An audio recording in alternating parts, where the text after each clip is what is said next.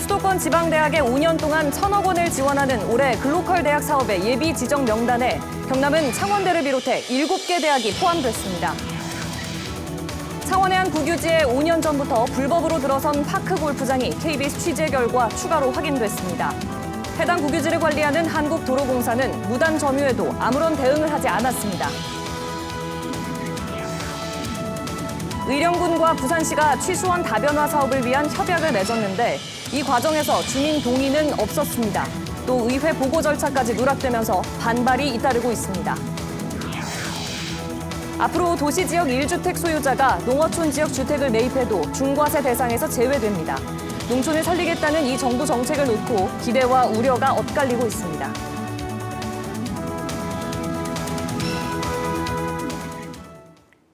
안녕하십니까. 7시 뉴스 시작합니다. 정부가 비수도권 지방대학에 5년간 1,000억 원을 지원하는 올해 글로컬 대학 사업의 예비 지정 명단이 공개됐습니다. 경남은 전국에서 가장 많은 7개 대학이 첫 관문을 넘었습니다. 첫 소식 김효경 기자입니다. 비수도권 지방대학을 살리기 위해 5년 동안 1,000억 원을 지원하는 글로컬 대학 사업. 지난해 경남에선 경상국립대가 유일하게 선정됐고 올해 2차 선정에는 경남 11개 대학이 도전했습니다. 이 가운데 경남에서 예비 지정 대학에 이름을 올린 곳은 4개 모델 7개 대학으로 전국 17개 시도 가운데 가장 많습니다.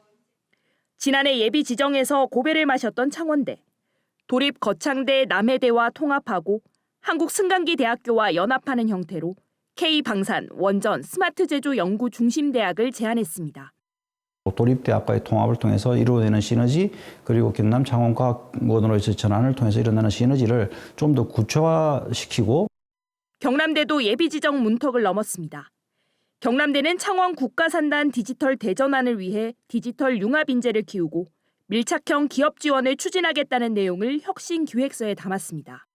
20년 동안 저희가 디지털, ICT 분야에 방점을 두고 축적을 디지털 전환을 우리 지역을 위해서 또 지역을 넘어 세계를 위해서 우리가 기여할 수 있는. 지난해 본지정에서 탈락했지만 예비지정 자격을 유지한 인재대는 지역사회와 대학이 공생관계를 형성하는 올시티 캠퍼스 전략으로 본지정을 다시 준비합니다. 연암공과대는 교육부가 새롭게 도입한 연합 모델로 울산과학대와 함께 동남권 제조벨트 실무 인력을 만들겠다는 목표로 경쟁에 뛰어들었습니다. 예비지정대학은 7월 말까지 자치단체와 지역산업체 등과 함께 실행계획서를 제출해야 하고 교육부는 오는 8월 말 최종 결과를 발표할 예정입니다. KBS 뉴스 김효경입니다. 특정 동호인들이 공공체육시설을 점유하고 자치단체와 갈등을 빚고 있는 창원 파크골프장 문제. KBS 취재 결과 창원의 한 국유지에 5년 전부터 불법으로 들어선 파크골프장이 추가로 확인됐습니다. 국유지를 관리하는 한국도로공사는 이 무단 점유에 사실상 손을 놓고 있었습니다. 최진석 기자의 단독 보도입니다. 남해 고속도로 내서 나들목 부근입니다. 15,000여 제곱미터 녹지에 18홀 규모인 파크골프장과 주차장까지 들어서 있습니다. 하지만 이곳은 국가 소유 땅으로 현행법상 체육시설이 들어설 수 없는 완충 녹지. 그렇다면 이 시설은 누가 이용할까? 입구에는 일반인의 출입을 제한하고 특정 회원들만 사용 가능하다는 현수막과 CCTV까지 있습니다. 2019년 초 만들어져 창원시 파크골프협회 소속 1,800여 명이 주로 사용하는 곳입니다. 문제는 이 과정에서 국유지에 체육시설을 지을 수 있도록 자연녹지로 도시계획 변경 등 관련 절차가 없었다는 겁니다.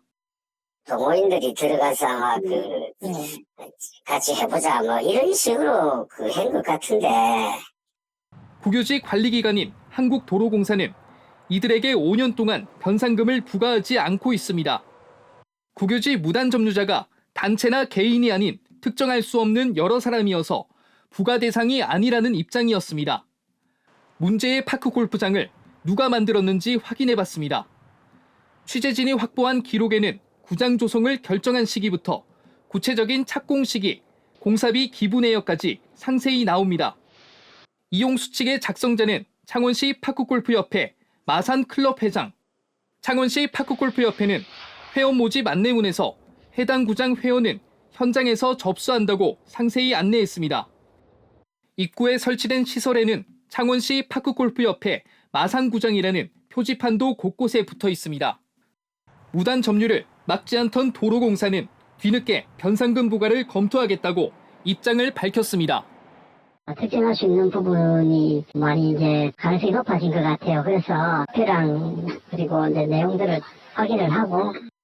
창원시 파크골프협회 측은 문제의 구장이 조성된 건 협회 차원의 결정이 아니라는 입장입니다. 하지만 취재가 시작되자 동호인들은 보름 전 문제의 구장을 임시 폐쇄했습니다. KBS 뉴스 최진석입니다. 의령군과 부산시가 정부의 취수원 다변화 사업을 위해 상생 협약을 맺었다는 소식 어제 전해드렸는데요. 그런데 협약 과정에서 주민 동의는 없었고 의회 보고 절차까지 누락되면서 반발이 이어지고 있습니다. 보도에 박기원 기자입니다. 전국 최대 옥수수 재배지인 의령군 낙서면. 이곳 낙서면과 지정면 낙동강변이 취수 지역에 포함된 건 지난해 말입니다. 의령 낙동강물 22만 톤에다 합천 황강물, 창녕 낙동강물 등 하루 90만 톤을 경남과 부산에 보내는 것이 환경부의 새 계획입니다. 주민들의 가장 큰 걱정은 지하수위 저하. 강둑 너머로는 최소 1000동 이상의 비닐하우스가 자리 잡고 있습니다. 대부분 관정을 파서 농업용수를 공급하고 있습니다. 수막 재배 작물인 옥수수와 양상추가 대부분을 차지해 지하수 없이는 사실상 농사를 지을 수 없기 때문입니다.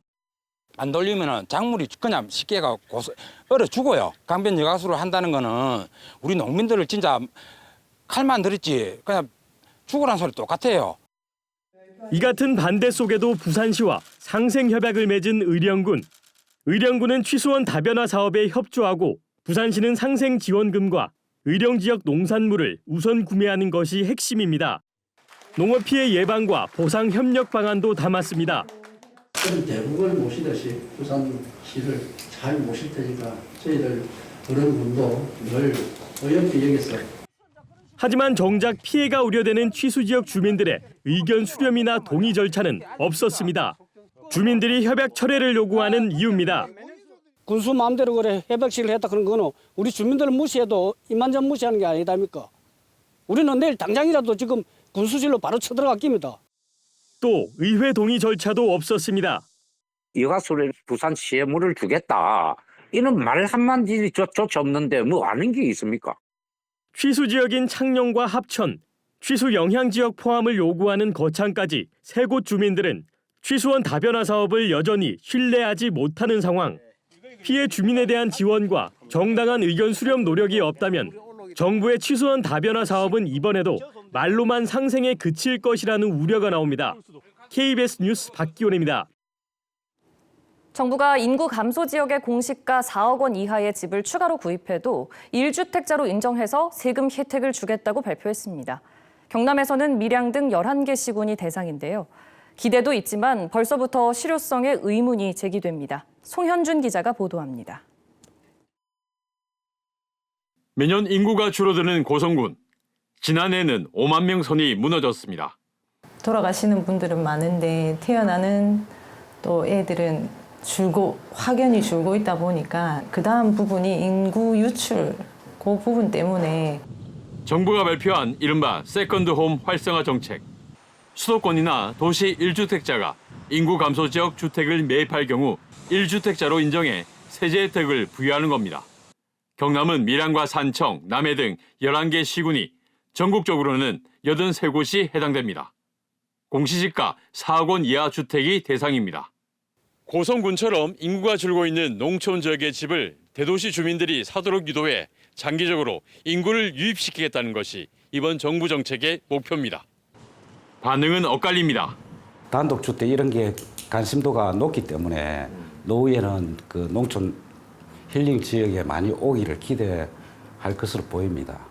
하지만 다른 공인중개사는 인구가 늘어나야 부동산 가치가 상승하는데 농촌은 그렇지 않고 고금리로 인근 도시에도 미분양이 많다며 회의적인 반응이었습니다.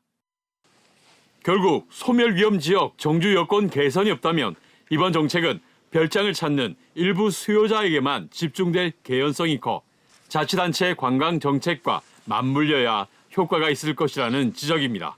부동산 투자로서의 접근하는 것은 실용성이 없다고 봅니다. 진정한 세컨드 홈으로서의 기능을 다하도록 정부나 지자체의 지원이 좀 더 구체적으로 나와야 할 것 같고, 또 기존 농어촌 주택이나 고양주택 조세 특례와 큰 차이가 없다는 것도 한계로 지적됩니다. KBS 뉴스 송현준입니다. 최근 고양이들이 신경질환을 앓다가 갑자기 사망했다는 제보가 전국에서 잇따르고 있습니다. 동물보호단체는 고양이들이 특정 회사에서 만든 사료를 먹고 있었다며 조사를 촉구하고 나섰습니다. 김영록 기자가 취재했습니다. 다리에 붕대를 감고 힘없이 누워있는 고양이. 갑자기 몸을 떨고 구토를 해 입원했습니다. 3월 말까지는 멀쩡하다가 갑자기 4월 초에 애가 아파 보였거든요. 함께 키우던 다른 고양이도 비슷한 증상을 보이다 죽었습니다. 염증 수치가 계속 오르더라고요. 원인이 조금 밝혀지지 않은 상태에서 몸이 많이 좋지 않았고 사망을 하게 됐고요. 반려묘 커뮤니티에 비슷한 제보가 이어지자 한 동물보호단체가 조사에 나서 같은 증상 고양이 80마리 중 30여 마리가 죽었다고 발표했습니다. 이 단체는 아픈 고양이 대부분이 특정 공장 사료를 먹었다고 주장합니다. 똑같은 공장에서 생산된 사료를 먹고 있었다가 유일한 공통점으로 나와서 혹시 이 부분에 대해서 정부가 하루빨리 조사를 좀 해야 될 거 아닌가. 전국 동물병원에서도 제대로 걷지 못하거나 염증 수치가 오르고 또 혈변 등을 누는 고양이 사례가 잇따라 보고됐습니다. 대한수의사회는 다만 이들 고양이 중 다른 사료를 먹은 고양이도 있어 전문기관에 사료 분석을 의뢰했다고 밝혔습니다.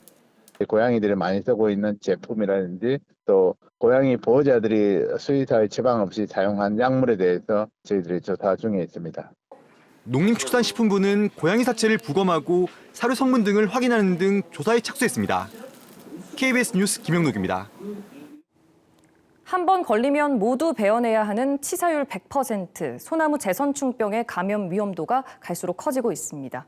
병원체를 옮기는 매개축의 북상도 관찰되면서 산림당국은 올해도 방제에 사활을 걸었습니다. 송국회 기자입니다. 작업자들이 산을 오르며 소나무 밑동마다 구멍을 내고 약물을 주입합니다. 한 번 걸리면 100% 고사하는 소나무 재선충병 확산을 막기 위한 방제 작업은 산 정상까지 이어집니다.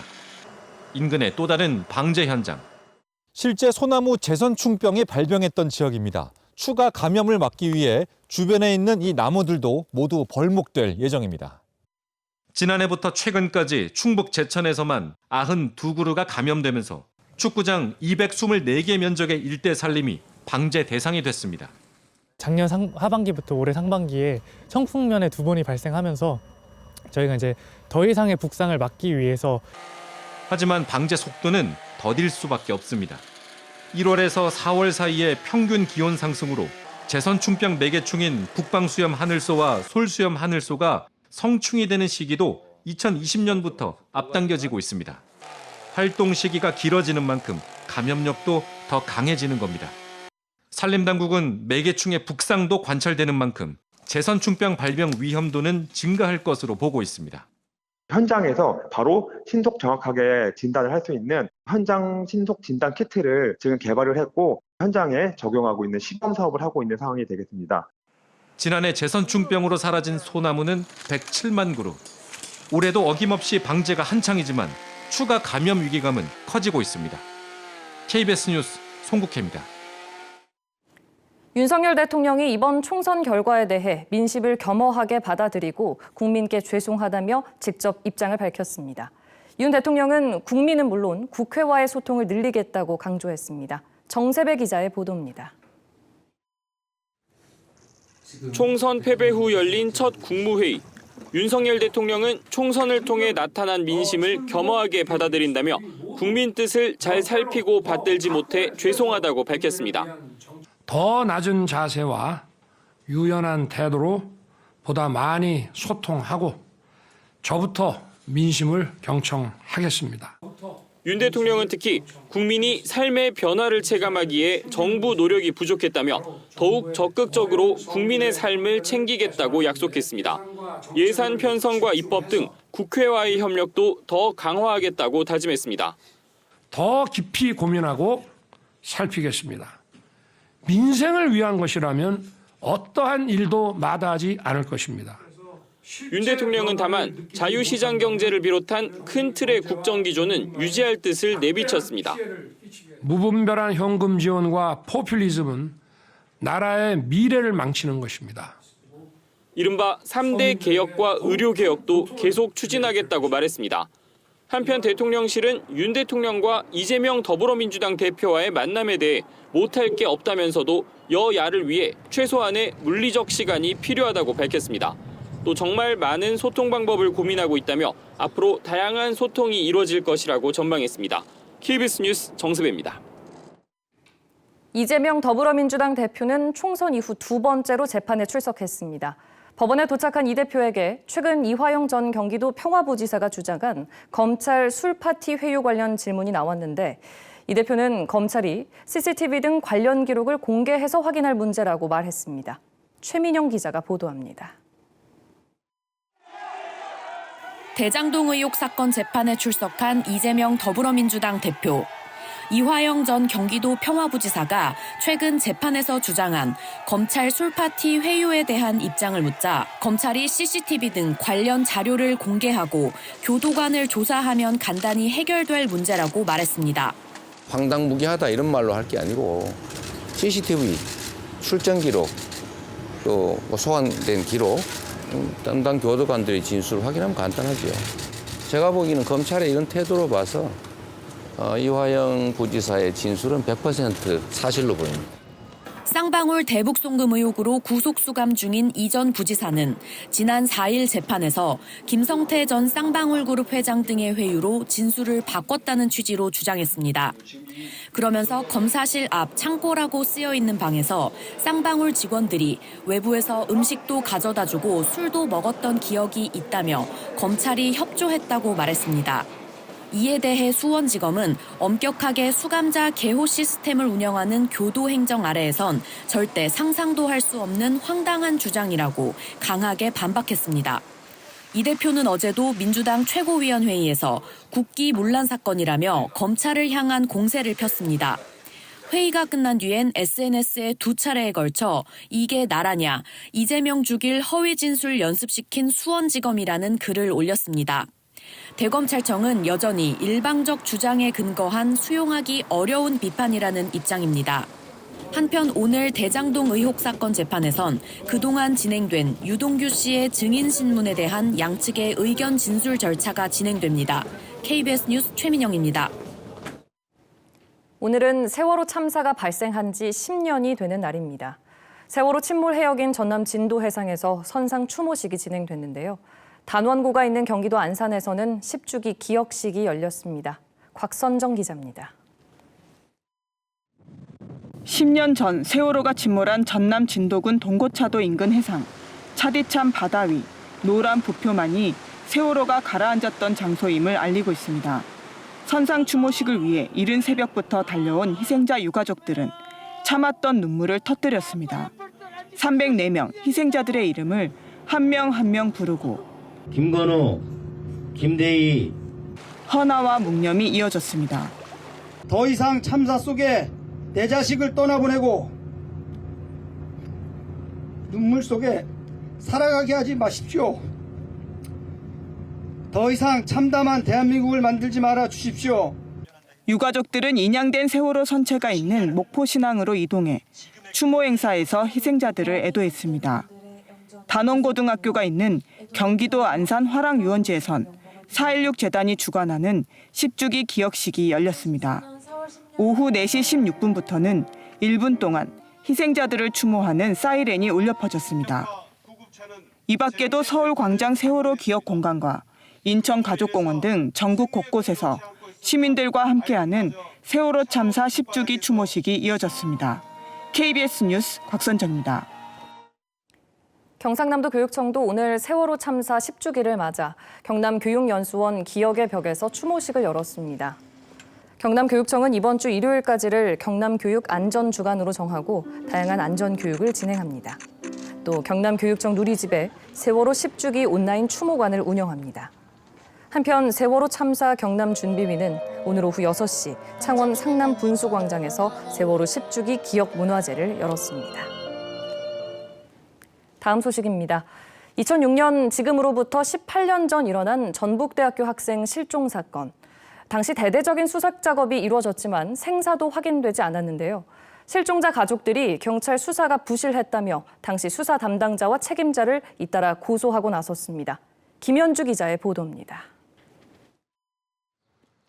전북대학교 수의학과에 다니던 29살 이윤희 씨가 마지막으로 목격된 건 2006년 6월 6일 새벽.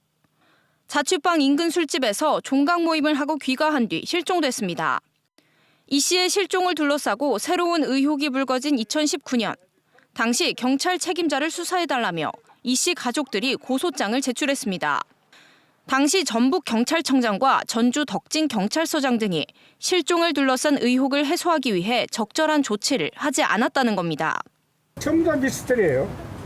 살았다고 볼 수도 없고 죽었다고 볼 수도 없고 오직 아는 것은 경찰인데 경찰은 입을 딱 다물고 있어요. 가족들은 경찰이 사건 현장인 이 씨의 자취방을 보존하지 않고 대학 동기들이 청소하도록 방치해 증거를 훼손하는 등 부실 수사를 했다고 주장합니다. 또 이 씨가 실종될 즈음 사용한 컴퓨터 기록이 삭제된 점도 의문으로 지적합니다. 2차례에 걸쳐서 수사 기록을 요청을 했어요. 그런데 2차례 전부 다 절대로 안 보여줍니다. 가족들은 앞서 지난 2월 당시 경찰 수사 담당자를 검찰에 고소했지만 사건은 결국 경찰로 넘어갔습니다. 지금도 경찰이 경찰을 수사하는 마당인데 아직도 수사 기록을 못 받았을 것 같아요. 전북경찰청은 의혹 해소를 위해 수사에 최선을 다하겠다고 밝혔습니다. KBS 뉴스 김현주입니다. 우리 사회가 빠르게 고령화되면서 노인 고독사 문제는 이제 사회적인 과제가 됐습니다. 최근 전기와 전화 사용량을 인공지능 AI로 분석해 어르신의 안부를 확인하는 기술이 개발됐습니다. 이현기 기자입니다. 한국전력 직원들이 노인 혼자 사는 집에 전기 계량기함을 엽니다. 전기 검침기에 연결한 통신용 모뎀이 전기 사용량을 15분 단위로 기록합니다. 이렇게 모인 정보는 한국전력 통합분석실로 1시간 간격으로 자동 전송됩니다. 사용량이 많을 때와 그다음에 혹시라도 이상이 생겼을 때 전력 사용량이 줄어드는 패턴을 감지를 해서 한전은 이동통신사에서 받은 전화와 문자, 데이터 사용량을 종합해 노인의 건강 이상 여부를 분석합니다. 수집된 정보는 자동 분석을 거쳐 이렇게 해당 지자체에서도 실시간으로 확인할 수 있습니다. 이상이 감지될 경우 지자체 담당 공무원이 가정으로 직접 출동합니다. 강원도 영월군과 한전이 인공지능 AI를 활용한 고독사 예방 사업을 시작했습니다. 오래 살으라고 하는 건데 뭐 나한테는 좋지요. 뭐 쉽게 얘기해서 그렇게 해주신다니까 마음이 안정이 되지. 65살 이상 주민이 30%가 넘고 1인 가구도 40%가 넘는 농촌 지역에 노인 고독사를 줄일 수 있는 사업으로 기대를 모읍니다.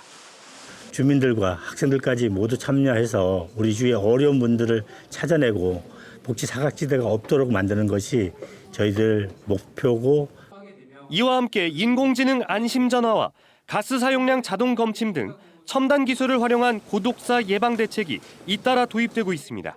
KBS 뉴스 이현기입니다.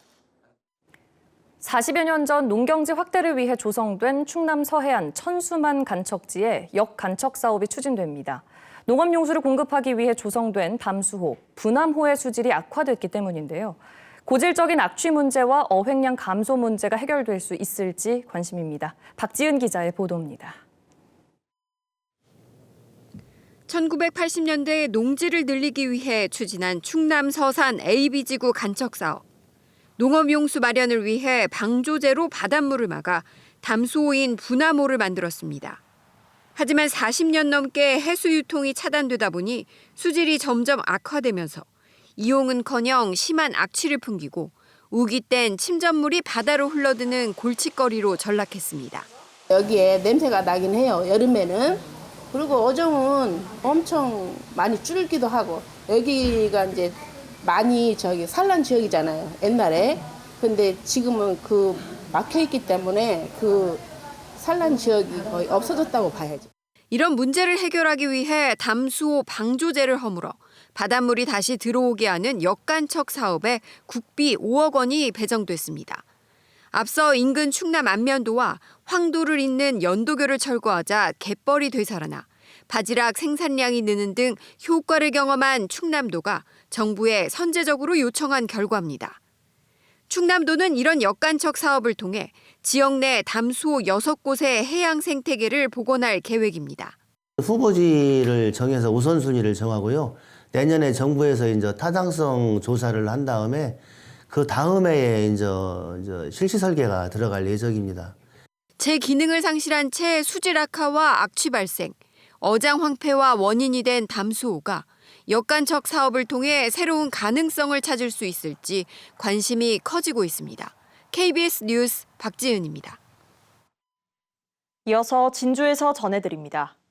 진주 먹거리 통합지원센터가 진주시 문산읍의 문을 열었습니다. 지원센터는 지역 농산물을 음료와 반찬 등으로 가공해 학교와 공공기관 급식으로 공급하게 됩니다. 진주시는 농가소득 확대와 질 좋은 급식 제공에 도움을 줄 것으로 기대하고 있습니다.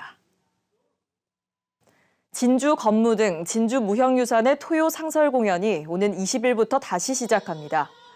2007년 시작해 올해로 17회째를 맞는 상설 공연은 진주성 야외 무대에서 진행되며 국가무형유산인 진주 건무와 진주 삼천포 농업, 경상남도 무형유산인 진주 포구랑무와 진주 오광대 등이 참여합니다. 남해군 해상풍력발전 대책위원회 발대식이 오늘 남해군 수협에서 열렸습니다.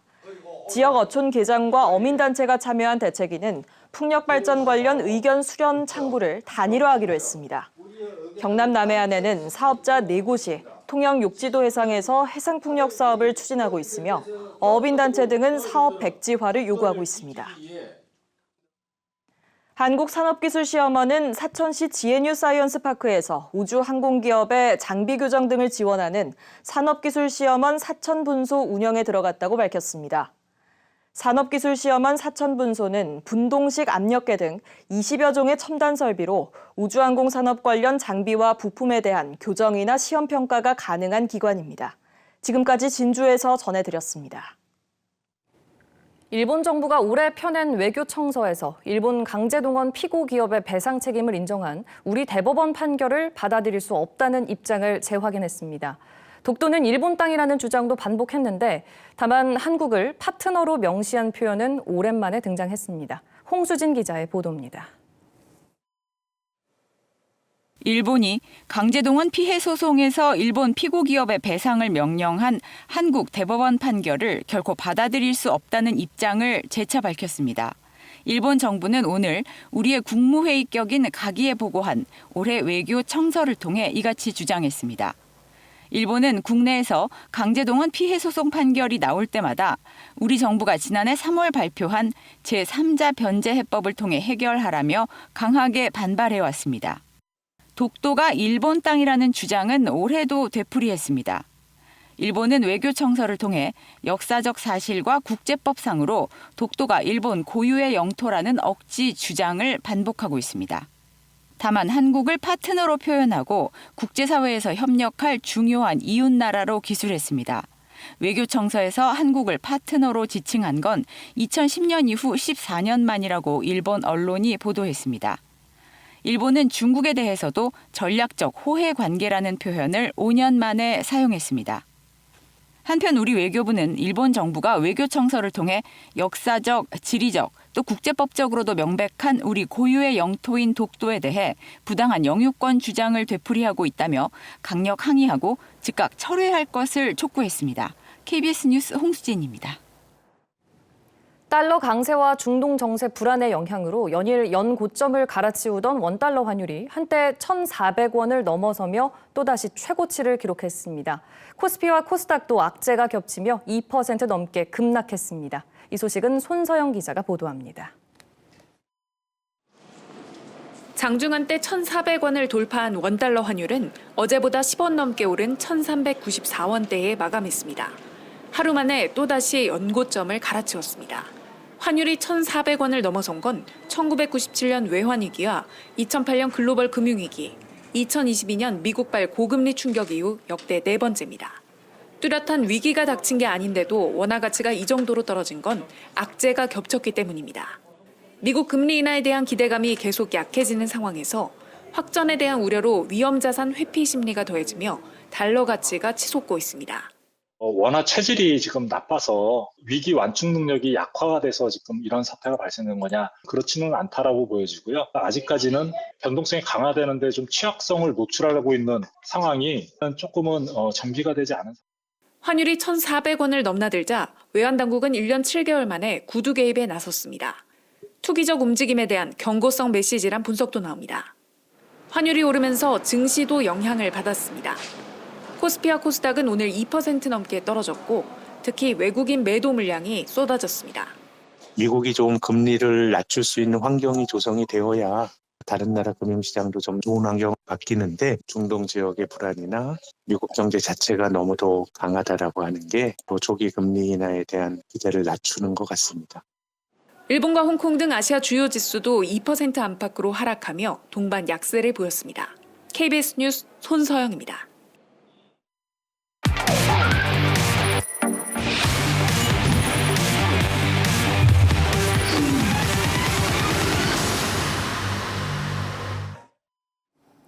간추린 경남 소식입니다. 44회 장애인의 날 기념식이 오늘 창원 컨벤션 센터에서 열렸습니다.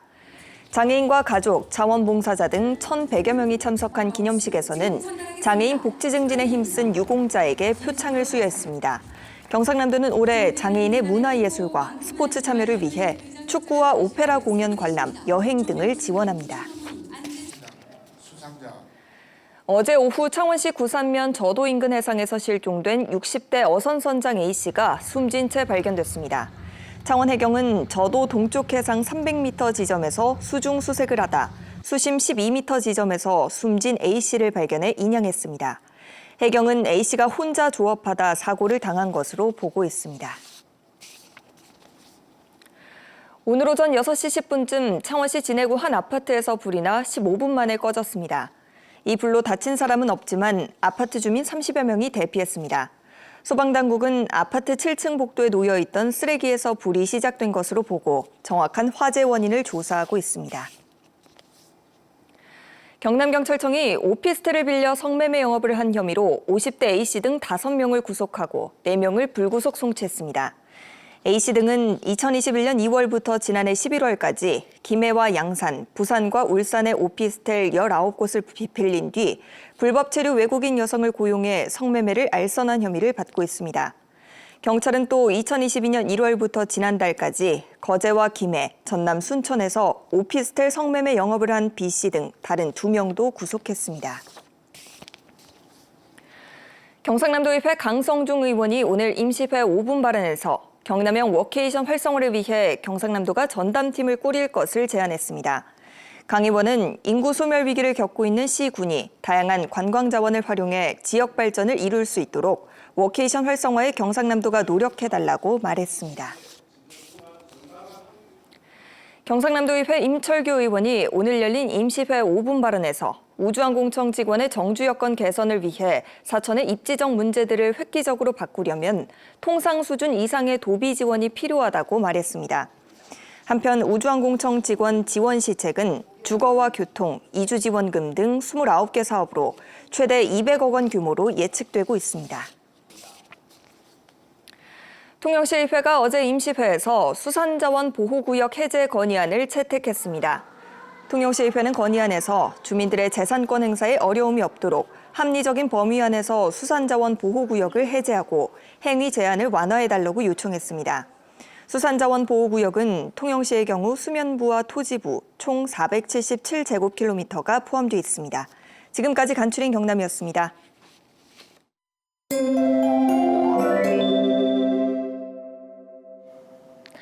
비가 그치고 맑은 하늘이 드러나면서 무척 포근했던 오늘이었습니다. 다만 날이 개니 봄의 불청객 황사가 찾아왔는데요. 북서풍을 타고 날아온 황사는 우리 지역에서도 점차 관측되고 있고요. 모레까지 미세먼지 농도가 나쁨에서 매우 나쁨 단계까지 오르겠습니다. 보건용 마스크를 꼭 착용해 주셔야겠습니다. 한편 온화한 서풍이 불어오면서 내일은 기온이 더 오르겠는데요. 내일 창원의 한낮 기온은 23도로 예년보다 3도가량 높겠습니다. 내일 우리 지역의 하늘 맑게 드러나겠지만 먼지로 인해 시야가 답답하겠고요. 내일 아침까지 내륙 곳곳으로는 안개를 주의하셔야겠습니다. 내일 아침 창원이 11도, 창녕이 8도 예상됩니다. 한낮에는 창원이 23도, 의령이 25도로 오늘보다 조금 높겠습니다. 서부 지역도 진주가 7도, 거창이 5도로 출발하는 아침이겠고요. 한낮에는 하동이 24도, 합천 25도 예상됩니다. 바다의 물결은 먼 바다를 중심으로 최고 1.5m로 잔잔하게 일겠습니다. 기온은 점차 오르다가 토요일에 내리는 비와 함께 다시 예년 수준을 회복하겠습니다. 날씨였습니다. 7시 뉴스 마칩니다. 오늘도 시청해주셔서 고맙습니다.